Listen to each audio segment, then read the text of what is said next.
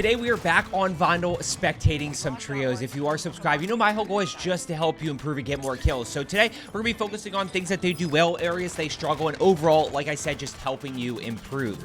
Now, one of the biggest things that I want to focus on today is kind of the three phases of a game of Vondel. We obviously have early game, mid game, and late game. So we're going to kind of be focusing on those throughout, highlighting those and highlighting strategies that you want to be using. Starting off right here, we've got early game. Now, early game for me is just the first circle, the entire first circle. Then once we get into second and third circle, that's when we get into that mid game. And then, of course, fourth circle and on is going to be our late game. I'm not sure where his teammates are. Looks like his teammates are a little bit close by. We can't see it on the mini-map, but we can see, oh, his teammate V-Poise is 121 meters away. And it looks like his other teammate is somewhat close, 20 meters away right here. Now, it looks like they're just going to go ahead and buy guns. I'm perfectly okay with that.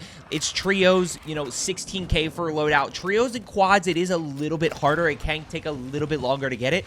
Duos and solos, you absolutely want to be making sure that you are buying a loadout and getting that down, getting the perks, getting lethals and tacticals. But realistically, in quads, you know, you can... Good shots right there. Another one. So let's see what he does here. He's going to reload and immediately re-challenge this knowing he has his teammate. I'm not opposed to that, but why not just plate up there?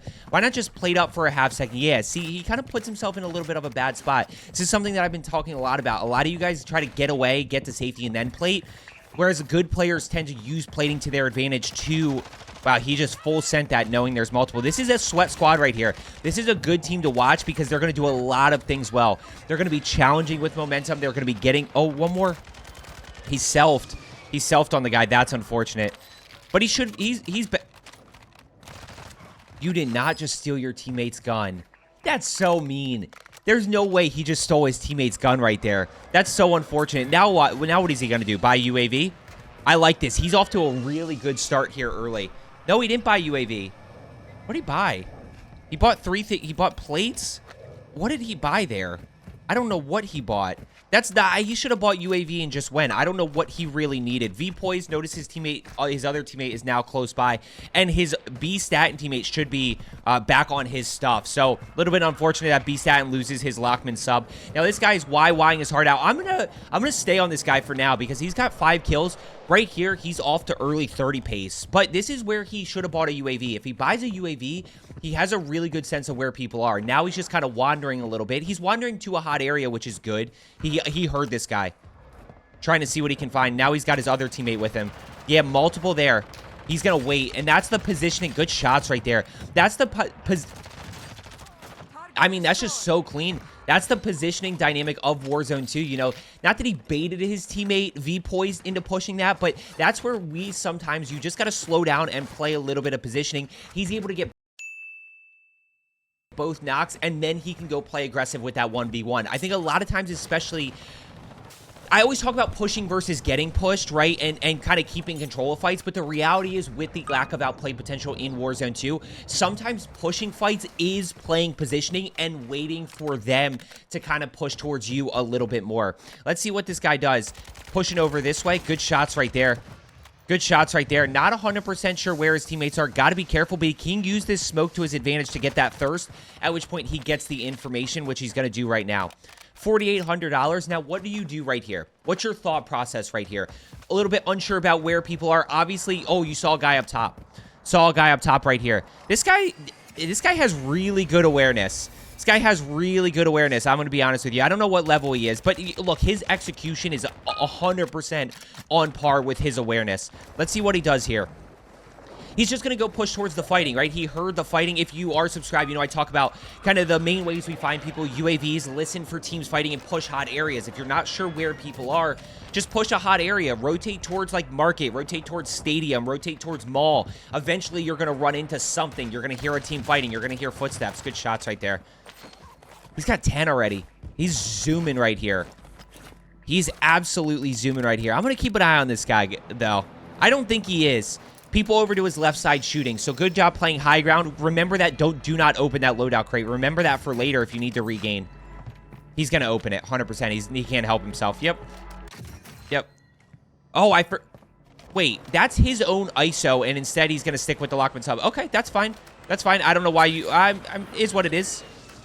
People to his right side. Nope, went down to the second one. Unfortunate.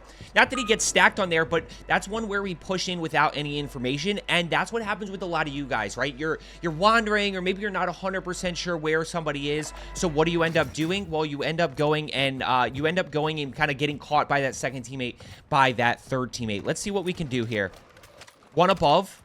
Go challenge here. Make sure your centering is good. Good centering right there. Don't get chopped up.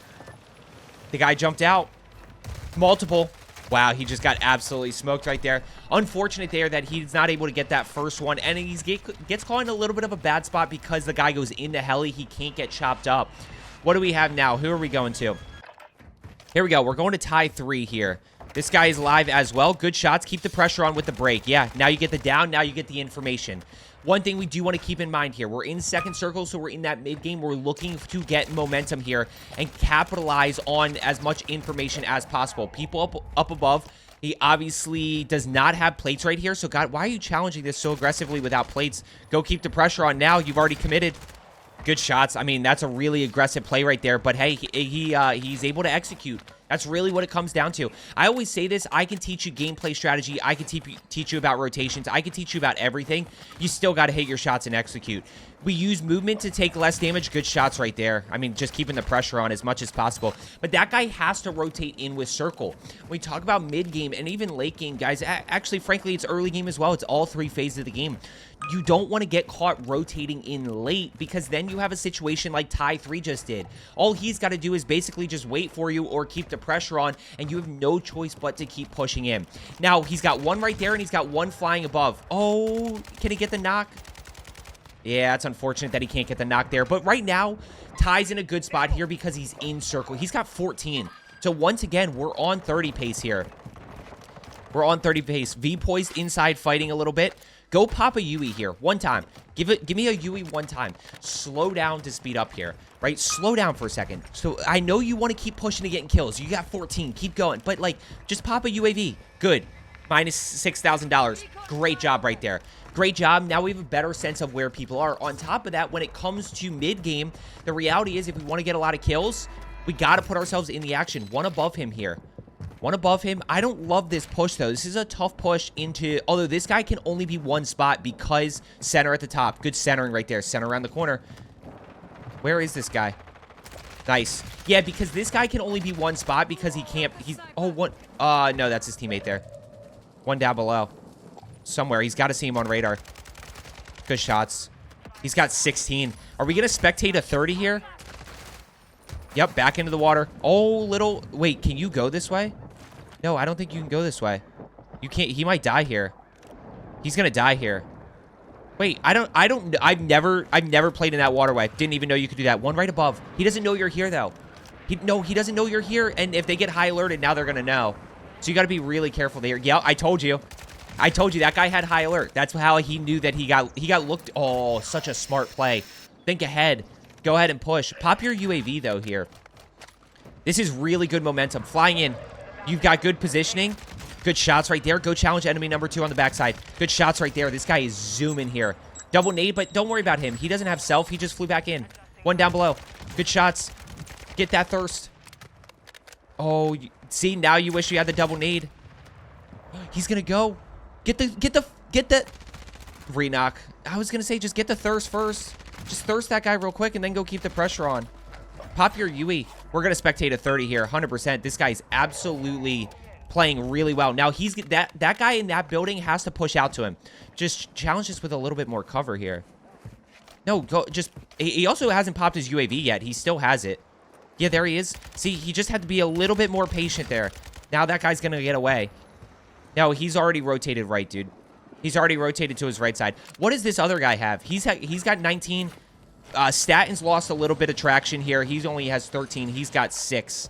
So let's go ahead and work our way back to this guy with tie 3. Good shots right there. Notice all high damage areas when it comes to execution.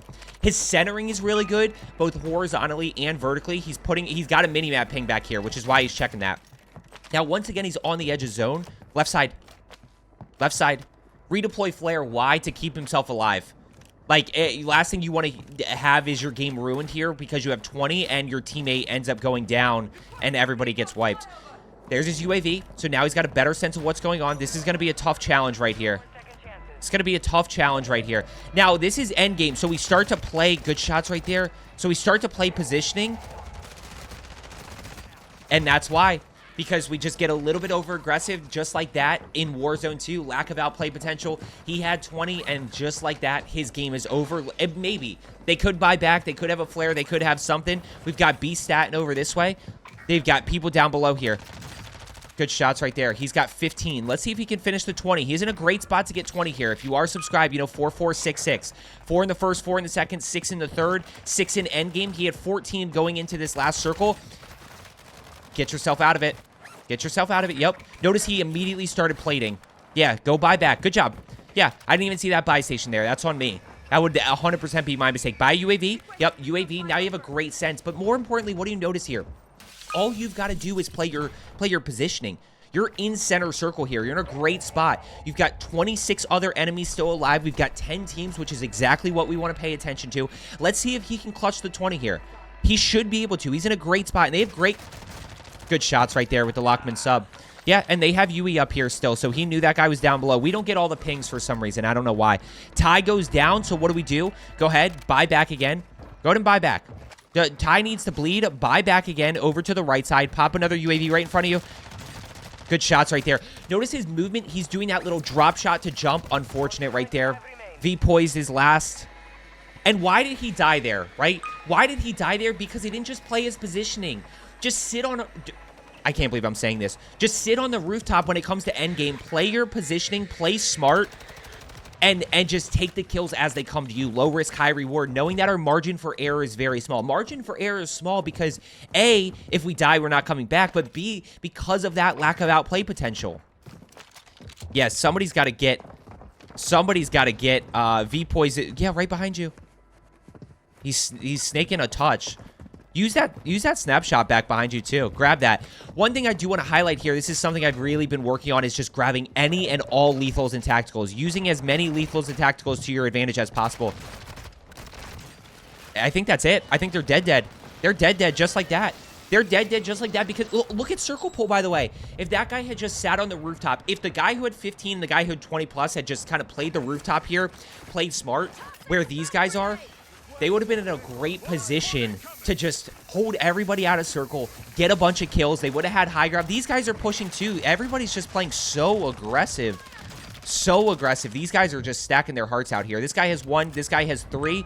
This guy has 2. And this is the reality of Warzone 2. These guys killed a guy who had 35, 40 kills as a squad simply because of that lack of outplay potential. And we need to just keep that in mind. We need to just play our positioning and be smart.